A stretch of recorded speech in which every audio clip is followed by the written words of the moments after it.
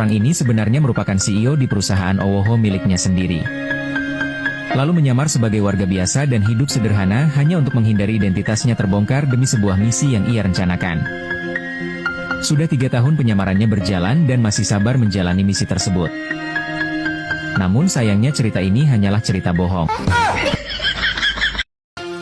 Semenjak nonton drama Cina, makin kesini, aku makin tergiur dengan batu. Sekarang, setiap di jalan, ketemu batu. Selalu aku bawa pulang. Harapannya, batu yang aku ambil diantaranya ada giok yang seharga 43 miliar. Kayak film-film yang aku tonton itu. Semenjak keseringan nonton Dharma Cina, aku selalu mencari jamur langka yang bernama sunggulan yang tumbuh 1000 tahun sekali dan harganya sempi 100 triliun per kubik.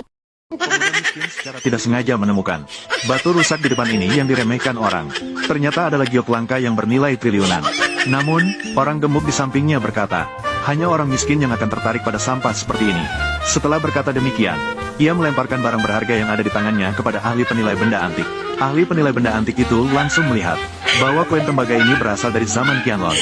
Dan seorang pria melihat sebuah liontin giok bersejarah 500 tahun di sebuah lapak pinggir jalan. Begitu ia mengambilnya untuk dilihat, tiba-tiba cahaya emas memancar ke matanya. Ia terkejut. Pemilik lapak yang melihat pria itu menatap liontin dengan lama pun tak sabar bertanya apakah ia akan membelinya atau tidak. Pria itu balik bertanya berapa harga liontin tersebut. Pemilik lapak menjawab harganya penuh 300 juta rupiah. Mendengar itu, pria tersebut langsung berdiri hendak pergi. Pemilik lapak cepat-cepat menghentikannya dan bertanya berapa harga yang sanggup ia bayar. Pria itu menjawab hanya sanggup memberi 5 juta rupiah. Tak disangka, pemilik lapak membiarkannya membawa liontin itu.